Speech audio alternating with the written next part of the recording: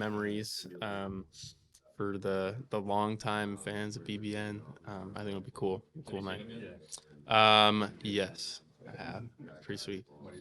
Coach Pope Yeah, they're awesome. talked about, when he talked about the technicals last night on the show, I think after the game, he said, and I'm paraphrasing, but it was sort of a toughness that he liked seeing in you guys, despite the fact that you guys got teed up. He thinks that's where you all are growing a little bit. Do you see that?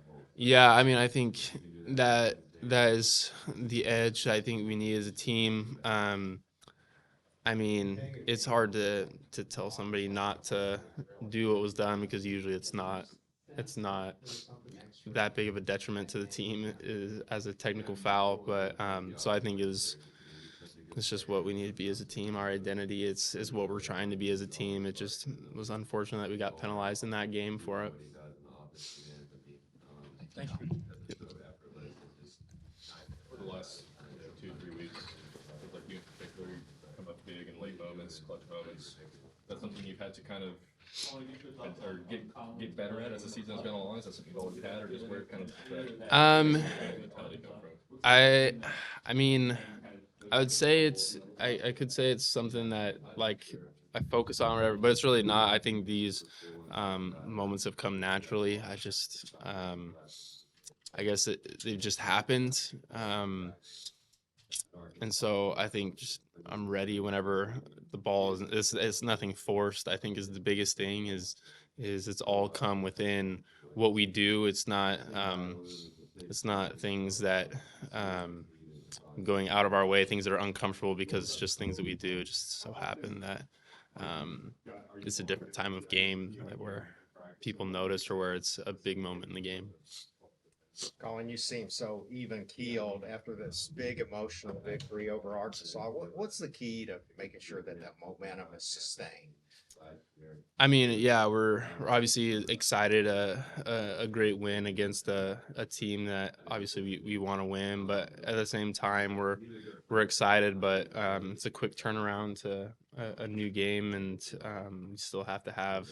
We can't lose the edge, lose um, the fight that we came in with against Arkansas. I think the first part of the week was a little bit sour, and so um, I think we came with some fight, and we got to keep that going forward. I remember you telling us at the beginning of the season how you felt like your biggest strength was your shooting. You cooled off a little bit over time, but then it seemed like you picked it back up again. Where do you feel like you are with your shot right now? Yeah, I feel good, and I feel like I'm getting shots in our offense pretty naturally, not really forced shots, and so whenever I can do that, I feel great. Ortega came out against Arkansas like he was really wanting to make a statement. His defense was great. Can you tell when your teammates kind of had that extra little fire in them coming out? Um, yeah, I mean, I think Ortega, that's a pretty abnormal thing for him. I think he's very consistently great, and so I think that's what we expect out of him, and he knows that, and so obviously it's great to have Ortega in a mindset like that, and yeah, I think it was a big one for all of us after how we felt the first part of the week. So I think we knew that we all felt that same way. Everybody talks about the remaining schedule, and I read where it's probably rated as one of the toughest in the nation. How much of a challenge is that for you guys? And do you all relish in the fact that this schedule is going to be so tough from here on in? Yeah, Arkansas.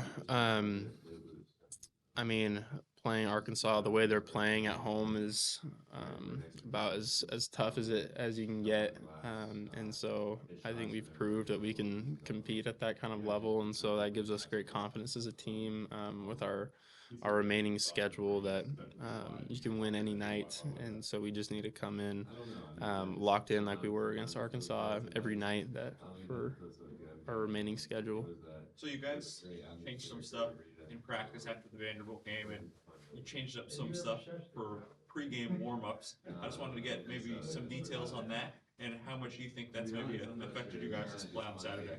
At practice, we've just tried to simulate the start of a game a little bit better, where we get a quick warm up, and then we start with our first 4 minutes for a 4 minute scrimmage, and so that's, I think, been great for us in getting a simulation every day about how the start of a game will be, and so I thought that was great for us this week. And for our pregame routine, we usually go in and out a few times when we're preparing for the game, and so we just cut that down to one time, so that we can kind of get in a groove and ramp it up right before the game, so we can have kind of a sweat and be ready to go right when the ball is tipped. And I think it was good. I think a lot of guys liked it, and I still think there's things that we can tweak, but I think it was good.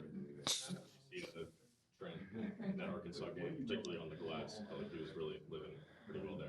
Yeah, I mean, Trent's a great rebounder. I think we've known that. It's just he had a lot more opportunity, I think, in this game to do that, and he impacted the game a great deal, and especially on the glass and coming in hitting shots. And so that's the Trent that we know, and I think he can contribute a lot more than that as well, because Trent's a great player. After a three you made, he turned around and showed the crowd. He said he normally doesn't do that type of thing, but I wanted to get your perspective on it. Is he much of a trash talker? Does he do that kind of thing? He must have been feeling a certain type of way about the Arkansas game, because we were sitting in the hotel the night before the game, and we were just sitting there. He's like, it'd be pretty cool to shush a crowd like tomorrow's crowd. We're like, yeah, Trent, it would be pretty cool. Like, that'd be awesome. And I actually didn't know until after the game that he did that. I saw the pictures, and so we had a good laugh after. Called his shot a little bit. Ortega said afterward that the game was a little bit personal. Did you all have like a revenge factor kind of going into that one from last season? Yes, for sure last season, but also I think it was personal because we got embarrassed earlier in the week. I think it was personal for all of us to prove that that's not who we are. It's not the team we are. As well as obviously it didn't feel great to have them come in and beat us last year at home, and so I think there was multiple factors of why it might have been personal for our team. Collin, you've had your hands over plenty of clutch plays so far. Doesn't matter when it goes to Arkansas. Is that play drawn up for you, or do you just kind of take initiative and go get a bucket? It actually was not drawn for me. I think it was drawn for Ortega, where Mo was supposed to get a catch at the top of the key, but he couldn't get a catch, so Zell didn't want to get a 5 seconds, so he gave it to me, and didn't have much time, so yeah, that's what happened. Do you feel like you played better in those last couple of minutes of the game or overtime? I mean, I feel like I think the times that I've been able to execute in those moments is because it's been in the flow of the game. It hasn't been things that have been out of what we do as a team, and so I think that's what's led to success in those minutes, is just letting the game, like, not forcing anything. It's been things that have just come. In that second half, I felt like y'all were really getting into those court top screens. Just can you explain what skill it takes for BG and Malachi to execute that, and then what it frees up for you guys in the back of the guards with the ball? Yeah, I mean, we work on that probably every day in practice, and so I think we've become great at that as a team. I think this game was big. Texas was big, where we were getting driving lines and Gortat screens, and it's nice having big bodies down there like BG and Malachi that can take up so much space. I mean, there's clips where Malachi is sealing two guys at once, and so that's very helpful for us. I know you spoke briefly about it after the Tennessee game, but can you kind of take us back through that LSU play in the past and just kind of what you saw from your perspective? Yeah. I mean, the play was drawn where Malachi was setting a screen for Ortega to hopefully get a touchdown pass and to let him score, and also second option was Denzel coming across the the sideline, and unfortunately, those kind of happened at the same time, so I couldn't really focus on both at once. And so I saw Denzel running, and I couldn't pass to Denzel, and Otega at the screen had already happened for him, so he was covered, and so I saw Malachi jumping with his hands up, so I threw it to a guy that I thought could catch it, and then made the shot. Were you like genuinely upset that people thought that you had like misthrown that? I was more or- upset at Malachi because it seemed like it came from him. I was like, quite obviously did not mean to go to anybody else, but yeah, no, it's all good. Did you go to him and say like what? Yeah, I was like, Malachi, what is this? He's like, I thought the play was for Ortega. Wanted to get your thoughts on the officiating on Saturday.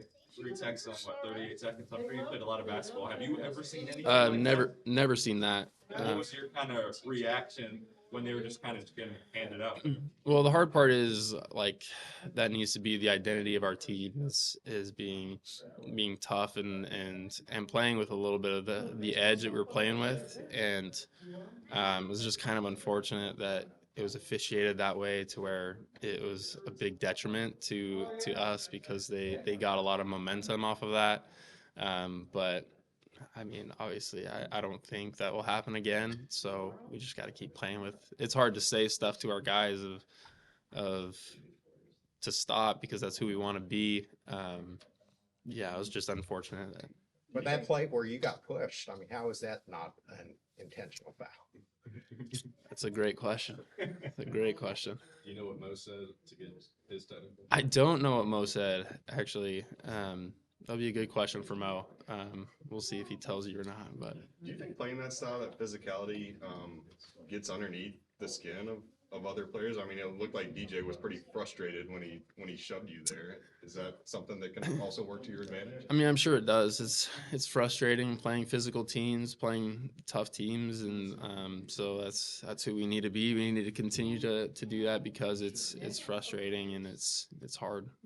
What are your thoughts on Oklahoma heading into that game tomorrow night? I was saying earlier, I think their record doesn't reflect how good they are in the league. They've had a bunch of close games with a bunch of good teams, and so they obviously can compete. It's just I think a tough stretch that they're on. So we have to come ready with fight and with be ready to have street fight with them. It'll be fun.